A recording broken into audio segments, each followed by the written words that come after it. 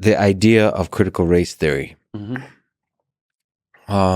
Can you, to me, explain? So I'm an engineer and have not been actually paying attention much, unfortunately, to these things. None of the people in your field were until it comes along and smacks you in the face. I've had that line of thinking, and from MIT, I said, well, surely whatever you folks are busy about yelling at each other for is a thing at Harvard and Yale. It's not going to. Yeah, of course. Yes, people in the STEM subjects thought it's not coming for us. It can't come to us, and bang. Well, it hasn't quite been a bang. I'm not Engineering is more safe than others. Yeah. So let's draw a line now between engineering and science. So I think engineering is I'm sitting in a castle in the tallest tower with my pinky out, drinking my martini, saying, surely the peasants below with their biology and their humanities will figure it all out. No, I'm just kidding. There's no pinky out. I drink vodka and I hang with the peasants. Okay, where is this? This metaphor has gone too far. Can you explain to this engineer what critical race theory is? Is it a term that's definable? Is there a tradition? Is there a history? What is good about it? What is bad about it? It is a tradition. It is a history. It's a school of thought. It started in the law roughly in the 1970s in some of the American Academy. It spilled out. It always aimed to be an activist philosophy.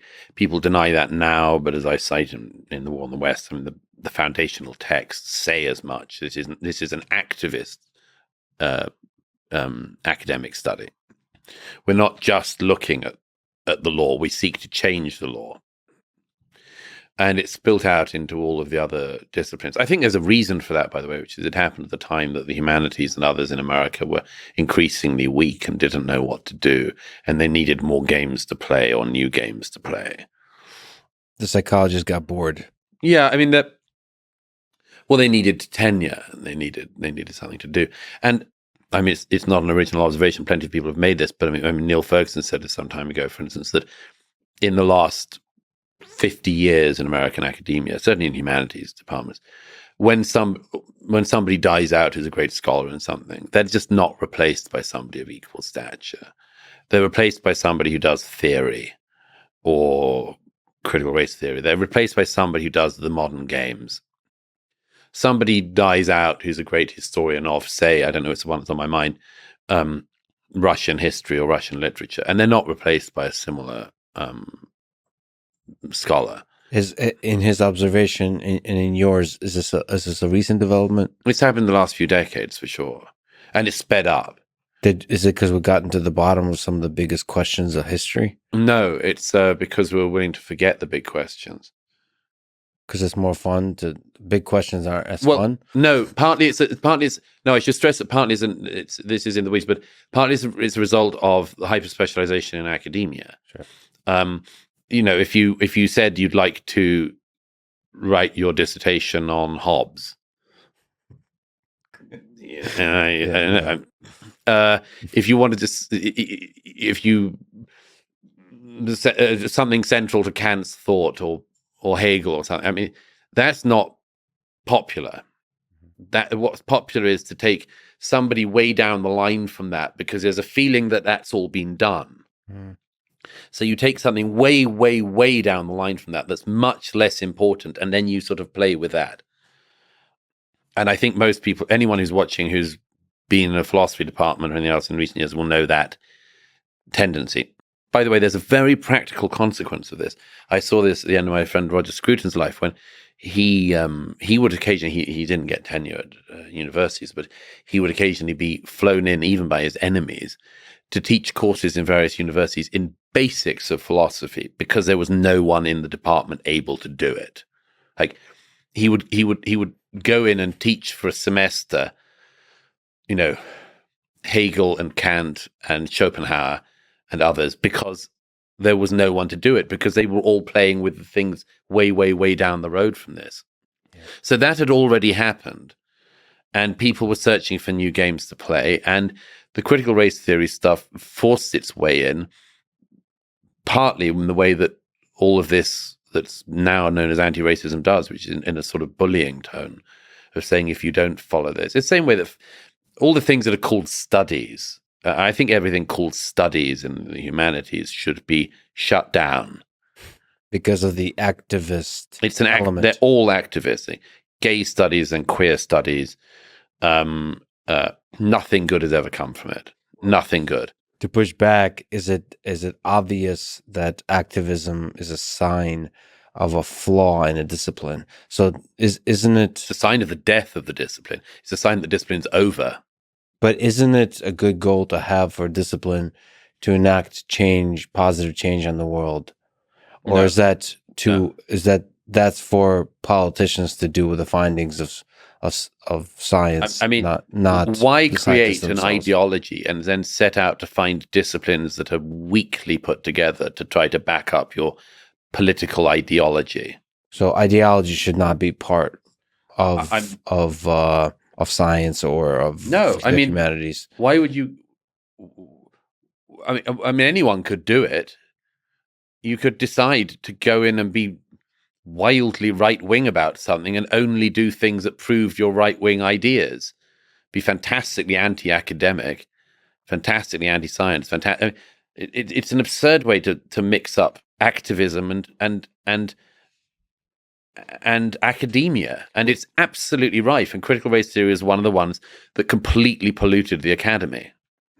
Yeah, and there's been dark moments throughout history, both during World War II with both communism and Nazism, fascism that infiltrated science and thereby corrupted it. Yes. I mean, for instance, also, let's face it, in science, as in everything else, there are dark, difficult things.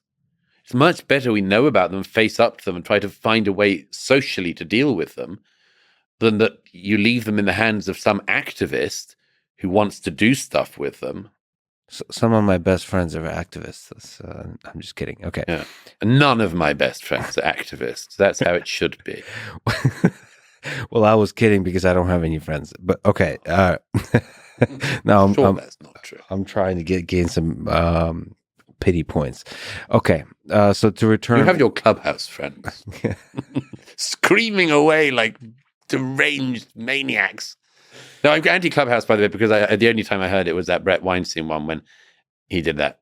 I don't know if you heard that, early in Clubhouse. I was invited to Clubhouse by various people who said, "Oh, this is a really great civilized way to hang out and talk with interesting people." And I downloaded the app and I got on one night because Brett Weinstein said, I'm doing this conversation, and I listened, and it was the maddest damn discussion I've ever heard. Was it something about biology? Something about... Was it during COVID times? All that. At some point, Brett said, "I'm an evolutionary biologist," and somebody else started saying, "You're a eugenicist," and he said, "No, I'm an evolutionary biologist." And somebody else said, "That's the same thing," and it just went on like that. And Brett desperately tried to explain that's not the same thing as being a eugenicist, and he lost the Clubhouse room. They thought that was the same thing. He'd come. It horribly reminded me of a time some years ago when a British newspaper ran a sort of realizing that the only thing you can unite people on in sexual ethics is revulsion against paedophilia, ran an anti-pedo campaign. And shortly after, pediatricians' offices were torched in the north of England by a mob who hadn't read the whole sign. Yeah. Well, to me, like I said, a little bit of poison is good for the town. So anyhow, sorry, I interrupted you with flattering you with people on Clubhouse. I have many. I have multiples of friends. Yes. We didn't get to some of the ideas of critical race theory. What exactly is it? I'm actually in part asking this question quite genuinely. Yeah, it's an attempt to look at everything, among other things, through the lens of race, and to add race into things where it may not be, as a way of adding. I'm trying to give the most generous estimation. To add race in as a conversation in a place where it may not have been in the conversation. And that means history too? The history of racism? Yeah. All history. And to look at it through these particular lenses. I mean, there's a certain, like all these things, there's a certain logic in it. Like, like with feminist studies or something, I mean, is there a utility in looking back through undoubtedly male-dominated histories and asking where the more silent female voice was? Yes, very interesting. Not endlessly interesting, and can't be put exactly on the same par as, but it has a utility. It's that endlessly, sorry to interrupt, that endlessly part that seems to get us into trouble a lot absolutely. here. Well, because of this thing of where do you stop? And that's always I talked about this in my last book, in The Manners of Crowds. It's one of the big conundrums in activist movements, and particularly in activist academia. Where would you stop? It's not clear, because you've got a job in it. You've got a pension in it. You've got your only esteem in society is in keeping this gig going. I mean, is there any likelihood? Have you ever? It's the old academic joke, isn't it? That, the end of every conference, the only thing everyone agrees on is that we must have another conference like this one. So one thing they always agree on: this conference has been so great, we must have another one. Well, that's a criticism you could apply to a lot of disciplines. Of course, civil engineering, bridge building. It's at a certain point. Do we need any more bridges? Can we just fly everywhere? Well, so at the very least, you need to keep the bridges up. Sure, and they would critical race theory folks would probably make the same argument that at the very least we need to keep the racism out. We have to make sure we don't descend into the racism. It assumes all the time that we are living on the cusp of the return of the KKK, right? Which is totally wrong. I mean, it's a massive. You say that now until the KKK armies march in. We can't always predict the future. We can't always predict the future, and you can always say you should be careful, but you've also got to be careful of people who've got their timing like totally wrong, or their estimation of the society they're in. You mean like most of society before, in the 1930s, when Hitler was? I mean, so many people got Hitler wrong. Sure, they did, and so most people. So maybe it was nice to have the alarmists thinking there. Well, beware of the man with a mustache. If only it was that easy.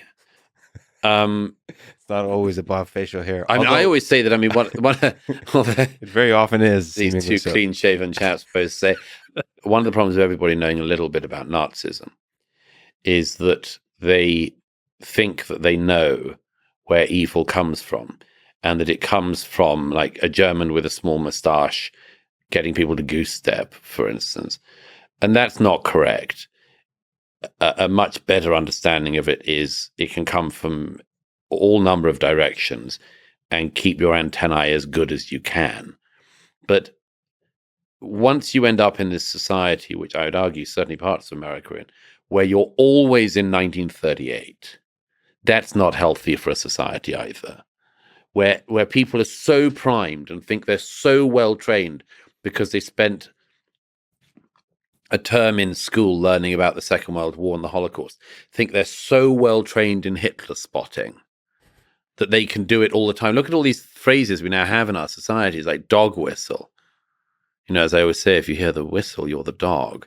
But people say, that's a dog whistle, as if they're highly trained anti-Nazis. I mean, there should be some humility in it. We should be careful. We should be wary, for sure.